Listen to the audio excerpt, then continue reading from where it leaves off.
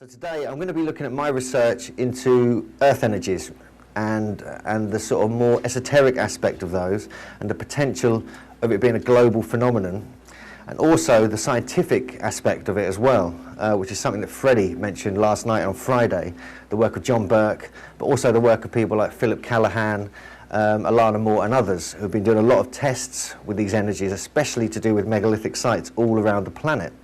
And so there's a lot to get through in this next hour. So first of all, though, I'd like to sort of dedicate this to John Michel. And well, actually, to be honest with you, there's quite a few people who I'd like to dedicate this to. John Michel, Hamish Miller, our good friend John Agnew, and John Burke, who I'm very inspired by, Michael Poinder, amongst others, who have been doing some incredible research with the ancient sites over the last few decades. So this is for them. And I'd like to read you this quote. This is paraphrased from The View Over Atlantis by John Michel. Now this really kind of sums it up. Now, this was actually written, in the late 60s, but it really is relevant today with the way we still perceive and need to explore these ancient sites. A great scientific instrument lies sprawled over the entire surface of the globe. At some period, perhaps it was over 4,000 years ago, almost every corner of the world was visited by a group of men who came with a particular task to accomplish. With the help of some remarkable power by which they could cut and raise enormous blocks of stone, these men erected vast astronomical instruments, circles of erect pillars, pyramids, underground tunnels, cyclopean alignments, whose course from horizon to horizon was marked by stones, mounds and earthworks. The vast scale of prehistoric engineering is not yet generally recognised. And that was from the classic book, The View Over Atlantis by John Michel, which I highly recommend everyone gets a copy of. So this is this is like a menu of what we're going to go through in this next hour. We're going to be looking at geomagnetism, lines of force, the theories of John Burke briefly, because I think these are possibly the most important breakthroughs in the megalithic arts and sciences over the last few years. A brief outline of some of the earth grid theories, and also the gods who brought civilization, which Freddie touched on yesterday. But I'm going to be focusing on certain groups who follow this particular earth energy current around the world. And as we go through, we'll realize that the renaissance in this earth mysteries and earth energies discoveries that are really happening now is just really what was happening in the golden age several thousand years ago. We seem to be coming back round full circle to this high level knowledge and sophistication of our ancestors. So we really are going to ask the question, what were the ancients really up to? And see if we can get some answers by the end of this talk. First of all, there's the earth we have to consider, obviously, or Gaia. And Gaia is obviously alive, as we've seen through Tor's film and some of the other lectures this weekend. We know that she has energy around, she even has chakra points with the rainbow serpent energies. But I'm very interested in earth energies and how they relate to us, the surface of the earth and the ionosphere. And this is something that John Burke has done a lot of research on, but before him there was Philip Callahan and Alana Moore.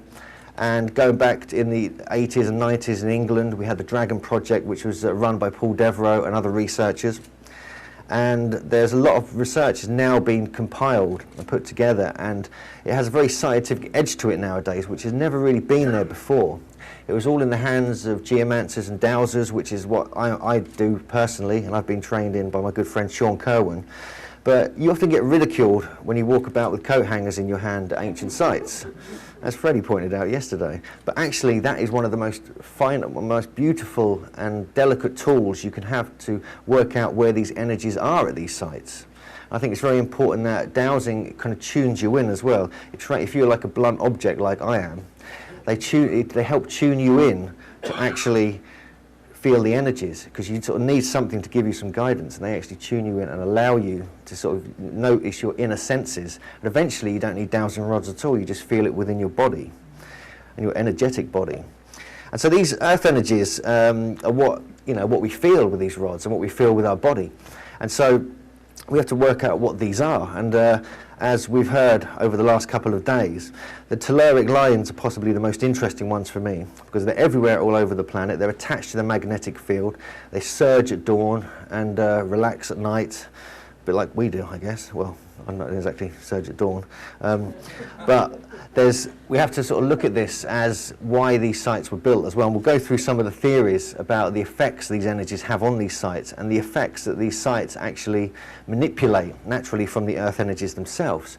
But it does seem like at dawn and at the early hours of the day, or just as the sun's starting to rise, that the energies are the strongest. And this is something that Burke and others have noted over the decades. And when you start realizing the alignments that some of these sites have as well, with the stars and the sun and the moon, you realize that many of them do face towards the rising sun, and that's often the entrance to the sites. Now obviously that fluctuates and changes throughout the year, and so that is a clue as to why these sites were built. This just shows you a basic magnetic map, really, the flow lines of the planet. It just gives you some idea of the chaotic nature of what we're dealing with here. And these energies do appear to be very chaotic, but once you know where they are, which is something that Hamish Miller and Paul Broadhurst obviously done with the Michael and Mary lines, you realise that they can be worked with, and that it seems like in ancient times these energies were kind of harnessed and sort of pinned down into the landscape with megalithic stones and pyramids and shaping the Earth itself, which is something that is still done to this day in the Far East, in China, with the art of Feng Shui. If we zoom right in here, these are just a couple of examples that I got from John Burke's book, Seed of Knowledge, Stone of Plenty. And it just shows you the magnetic field strength of a particular site. The one on the left there is actually one of the chambers we're going to go and have a look at over the next few days. I don't know if you can read which one it is exactly.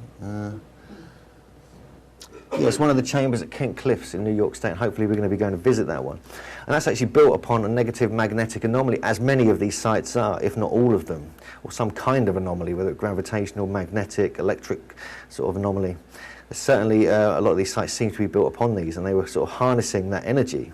And this just shows you the magnetic strength around that from these field lines. And on the right-hand side there, you can see the white area within Stonehenge. The central part here is the main stone circle, and the outer larger circle is the henge that goes around the edge. And on the top right corner there, you can see where it's the only real entrance into the site. And this is where these telluric energies flow into the site effortlessly, because the henge around the edge is over 3 feet deep. So whenever any energy kind of gets attracted to it, or the stones, it will hit that, and it can't go any lower than 3 feet into the ground, these particular types of energies. So it follows the path of least resistance until it reaches a bit where it can cut through when it's a flat kind of level surface, and it will just go through into the middle. And this is something that's been noted in England especially, and a lot of the mound culture sites, I would imagine, in North America as well, where these particular sites are built so they manipulate and harness the natural subtle energies of the surrounding landscape and of the magnetic field. And this is something we're only just starting to learn again today, and so it's really hard for people to take this kind of information in and kind of accept it as is. But the more data that comes up and the more people research this, the more evidence there is to suggest that they were working with these energies. There's also the geological aspect of where these sites are built. Something again that was noted in John Burke's book, Freddie mentioned it yesterday, is something called a conductivity discontinuity, where many ancient sites seem to be built where two different types of geology kind of meet. And where these flow lines, these energy lines, move through that site, they either switch from magnetic to electric charge, or electric charge to magnetic, and fluctuate. And often you get balls of light appear when there's sudden rise in electric charge and drop in magnetism, and vice versa. And so all these orbs and balls of light that are being photographed, it's not just your digital camera doing it. There's something else going on there, which has been filmed, photographed and witnessed, and photographed not necessarily by digital cameras way before they even existed. So there's certainly something going on with these sites. And you get a similar thing happening in Avebury as well, where what was noted by Burke and others is that around the stones, there's a huge ring of stones at Avebury in Wiltshire in England, 99 or 100 large stones in the main stone circle, which is so large they managed to build a village inside of it, and several main roads going through it. But what they noted when they did tests on the stones, the magnetic norths and souths of the stones were aligned to the next stone in the circle. It's almost precisely as though they were kind of going around in a circle, aligning them up magnetically. Now to do that by chance,